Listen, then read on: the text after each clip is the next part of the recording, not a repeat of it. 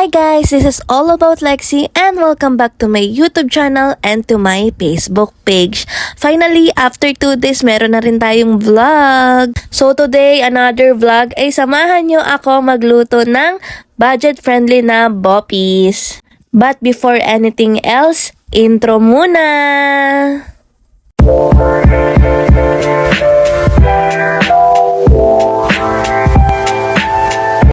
So dito guys, kailangan natin ng carrots, ng labanos, bell peppers, bawang, sibuyas at luya, laurel, anato powder or atsuete, oyster sauce, siling green, and of course, siling pula.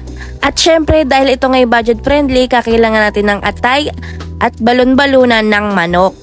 At bago ko hiwain ang mga kasangkapan, uunahin ko munang pakuluan ang balon-balunan dahil matigas ito. So ngayon naman, hiwain natin yung sibuyas ng maliliit, as in yung pinakamaliliit nito.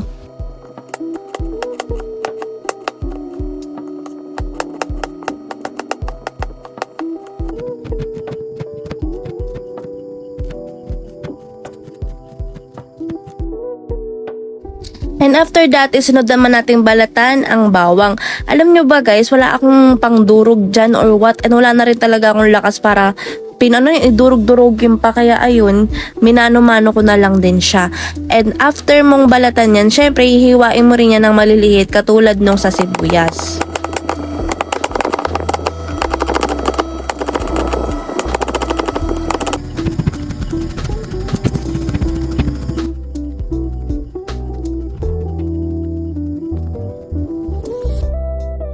And after kong mahiwa ang bawang at sibuyas, naluto na rin itong balon-balunan. Kaya hinango ko na rin siya. Kasunod niyan is nilagay ko kaagad itong atay para maluto na rin siya habang ako'y naghihiwa. After kong mailagay yung atay, sinimulan ko na rin hiwain itong labanos. Alam nyo ba guys, sa kalagitnaan ng paghihiwa ko nitong labanos, doon ko na-realize na matrabaho din pala lutuin ng boppies. Hindi pala siya ganun kadali.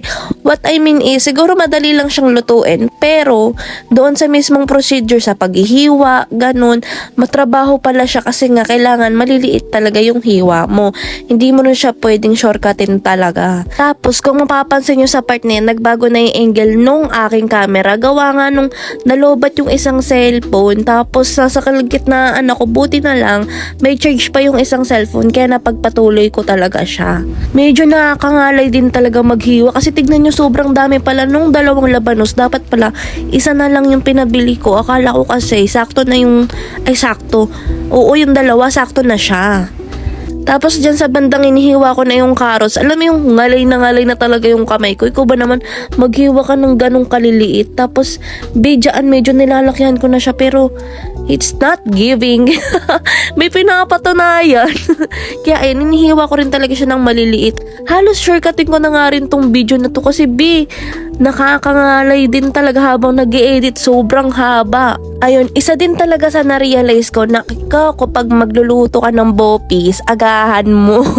Huwag kang magluluto nung alanganin na sa oras, yung tipong alas 6 na, alas 7 na, wag na kasi talagang mababad trip yung kakain, gutom na. Pero kasi akala ko mapapadali lang gawa ng atay lang naman yun, yung balon-balunan lang naman, kaya akala ko talaga mabilis lang din yung proseso. So after ko hiwain yung carrots, isusunod ko na rin yung bell pepper. Kailangan din dito guys, maliliit din siya katulad nung carrots at nung labanos. Hala, si ate may pinapatunayan. Hindi, kidding aside, kailangan talaga sobrang liliit niya katulad din ng carrots tsaka nung labanos. Gawa nga ng boppies siya. Pero walang halong biro. Sa part na yun talagang ngalayin ako. Parang ayoko nang tapusin. Nababad trip na ako. Sabi ko, sana pala di na lang ako nag-boppies. Alam niyo yun, nakakainis. So yun mga ante, to make it short, nung nahiwa ko na yung mga gulay, ayan, naluto na rin tong atay.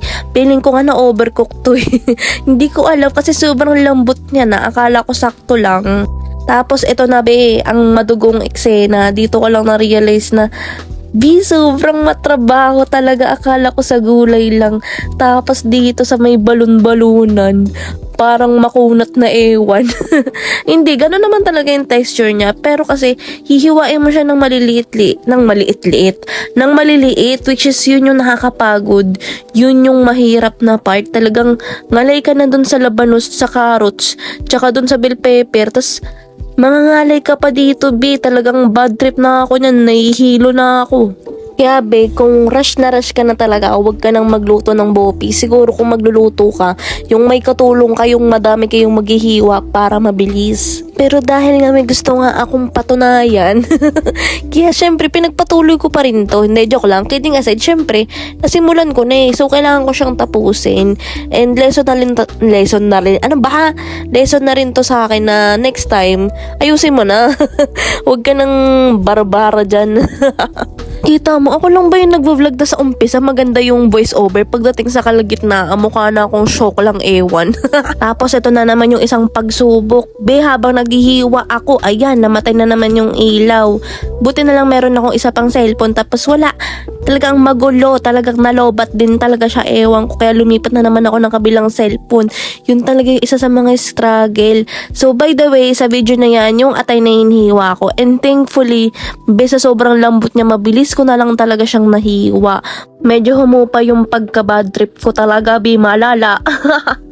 So by the way, kahit napakita ko na yung mga ingredients kanina, ayan, papakita ko ulit sa inyo isa-isa para hindi nyo makalimutan. So sa part na yan, talagang wala, bad trip na talaga ako. Pero yun, kailangan ko siyang tapusin. So ayan, naglagay na ako ng mantika at nilagay ko na tong anato powder. Pero be, habang nagluluto ako, ba't parang di ko makulay? Parang may mali. Pero syempre, tinuloy ko pa rin talaga. Naglagay na ako ng bawang at saka sibuyas. Sabi ko, hindi talaga ako makulay. Sabi ko, na bad trip na talaga ako. Sinisi ko pa yung aking Diyosawa dyan, promise. Nagalit pa talaga ako. Sabi ko, bakit parang hindi anato powder tong binili? Bakit parang hindi atswete to? Ganon. Nagalit talaga ako sa kanya. Na bad trip na ako.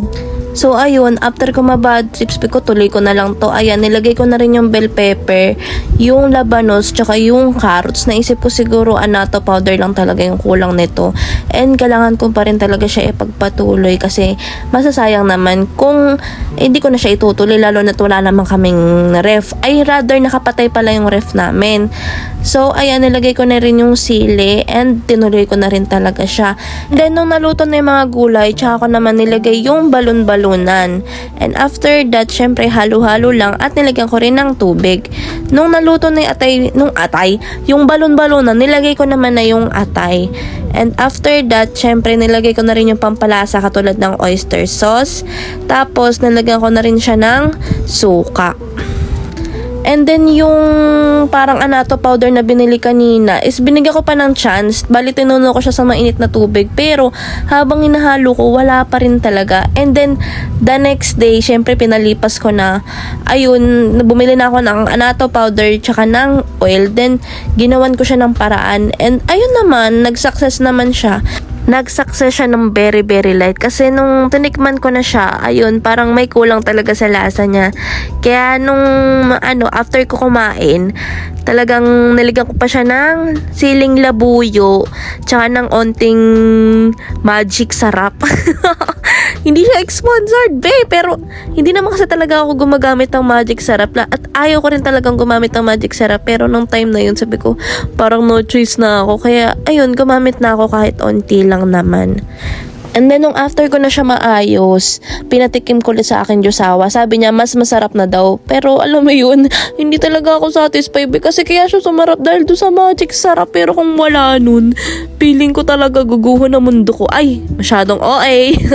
So, ayang video na yan is kumakain na ulit kami niyan. Then, ayan, sobrang saya ko talaga. Sabi ko, kahit papaano, kahit na hindi ako masyado na satisfied.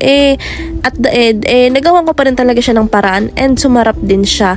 And by the way pala, yun, naubos na siya kasi nga binigay namin yung iba. Gawa nga ng baka hindi na siya maubos, syempre, sa sobrang dami ba naman nun. Ayun, lesson learned na lang talaga. So by the way guys, don't forget to like and subscribe to my YouTube channel and follow me here in my Facebook account and also to my TikTok account. Ayun lang naman, maraming salamat!